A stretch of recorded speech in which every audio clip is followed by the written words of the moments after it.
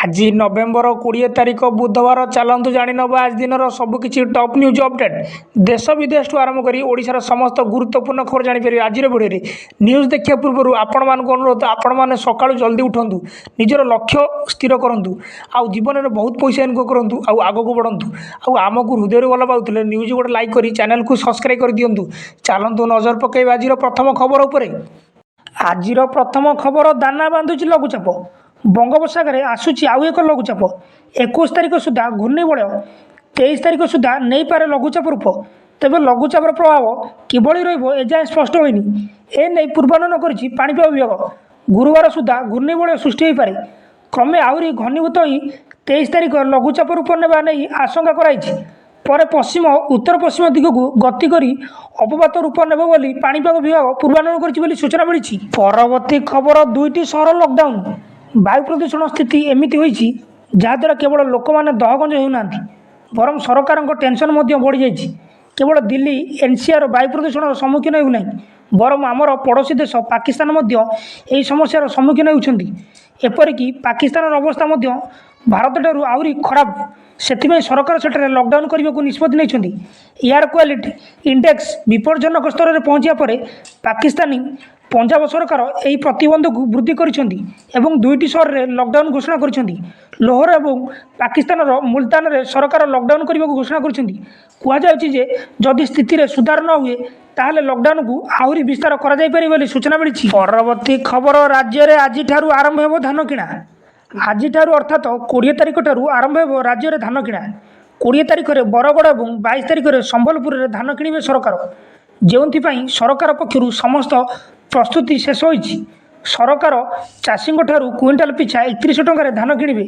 धानर सर्वनिम्न सहायक मूल्य 2300 टंका सहित राज्य सरकार इनपुट सहायता 800 टंका मिसाई देवे राजस्व मंत्री सुरेश पूजारी कहते धान किणा प्रक्रिया चाषी प्रस्तुत अच्छा 20 रे बरगड़ 21 संबलपुर में धान किणा सेहीपरि प्रतिमंडल में जड़े जड़े अधिकारी उपस्थित रहिबे एवं समस्त जिलापाल को रिपोर्ट प्रदान करेंगे सेहीपरि पर्यवेक्षक नियुक्ति होइछन्ति जो माने प्रत्येक मंडी बोली तदारख करेंगे चलित वर्ष 80 लाख टन धान किणवा को लक्ष्य धार्य होइछि बोली सूचना मिली। परवर्ती खबर डिसेम्बर जानुआरी रे अधिक थरिब ओडिशा राज्य में कमिब तापमात्रा बढ़िब शीत नवेम्बर और तृतीय सप्ताह रु शीत अनुभव होउछि डिसेम्बर और जानुआरी रे अधिक शीत पड़ो बोली आगु आकलन करिछि पाणीपाग विभाग आगामी 5 दिन जाए सर्वाधिक और सर्वनिम्न तापमात्रा से भली किछि बड़ परिवर्तन हेबाकु नथिया बेले किछि स्थान रे 48 घंटा पर 2 रु 4 डिग्री जाए तापमात्रा कमिवार संभावना रही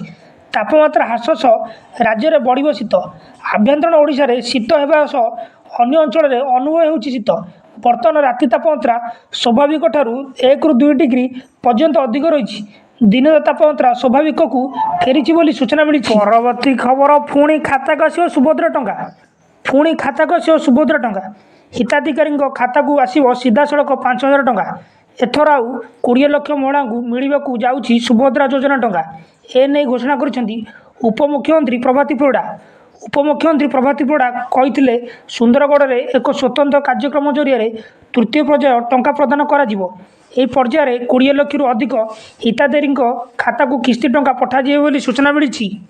परवर्ती खबर आउ गोटे दिन बढ़ी पारे कटक बालीयात्रा जमुची कटक बालीयात्रा बालीयात्रा देखा लोकों नाई नथिया भिड़ बहु दूर दूरांतर लोक कटक महानदी पटरे एकाठी होती बालीयात्रार मजा नेउछन्ति तेज यार भितर बालीयात्रा को नहीं एक बड़ खबर आसी 15 तारिख रु आरंभ होता यही बालीयात्रा आ गोटे दिन बढ़ी पारे एभली संभावना नहीं प्रशासनिक अधिकारी और पुलिस अधिकारी आलोचना करुवा जमापड़ी सूचना मिली। परवर्ती खबर जाणी नियंतु सुना दर जो मैंने सुना किणवा चाहूँगी से एक बड़ खबर अच्छी आज भारतीय बजार में सुना दर में बड़ परिवर्तन होती 24 क्यारेट सुना दर 10 ग्राम प्रति 77,070 टଙ୍କା होता बेले 22 क्यारेट सुना दर 10 ग्राम पिछा 70,650 टଙ୍କା रही सेहीपरि भुवनेश्वर में 22 क्यारेट सुना दर 70,650 टଙ୍କା पहुँचता बेले 24 क्यारेट सुना दर 77,070 टଙ୍କା होती सूचना मिली।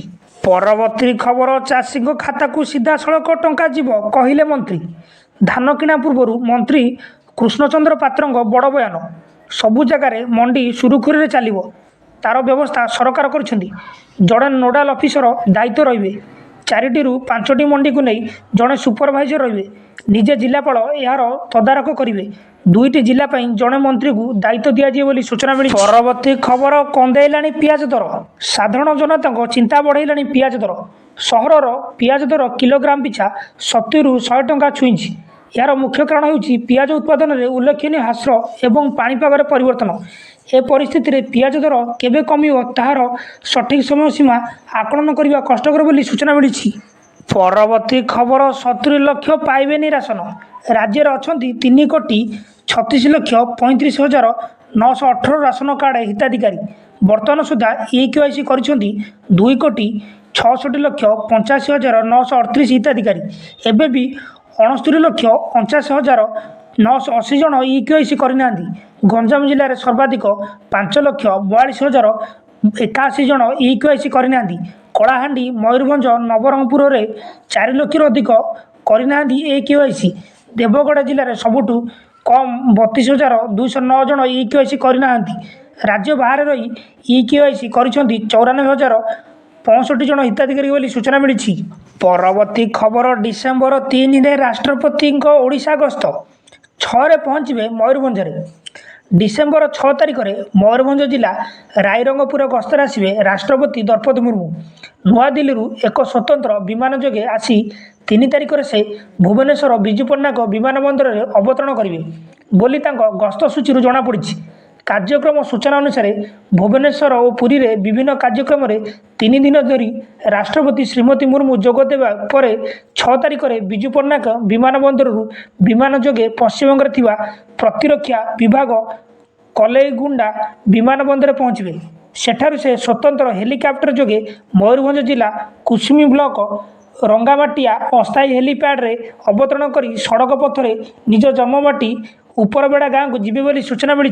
परवर्ती खबर ओडिशा आसवे मोदी शाह ओडिशा गस्तर आसवे प्रधानमंत्री नरेंद्र मोदी। प्रधानमंत्री केंद्र गृहमंत्री भी ओडिशा गस्तर आसवे। ओडिशा रे आयोजित डीजी सम्मेलन में जोगदेवार कार्यक्रम रही। नवेम्बर 29 तारिख रु 31 तारिख पर्यंत चलो डीजे सम्मेलन बोली सूचना मिली। परवर्ती खबर बालीजात्रा रे ऐतिहासिक विशृंखला कटक ऐतिहासिक बालीजात्रा रे विशृंखला को नहीं बर्षिले बिजेडी। प्रथम दिन मुख्यमंत्री मोहन बाजी रागिले। द्वितीय दिन कंठशिल्पी असिया पंडा को मंचर ओह्लाई दिगला। करेन्ट लगी युक्त 2 छात्र मृत्यु है। तापर बीजेडी विधायक इंग्राजी भाषण को नहीं सोशल मीडिया रे ट्रोल होती। चलित बालीजात्रा रे व्यवस्था कम अव्यवस्था को नहीं अधिक चर्चा।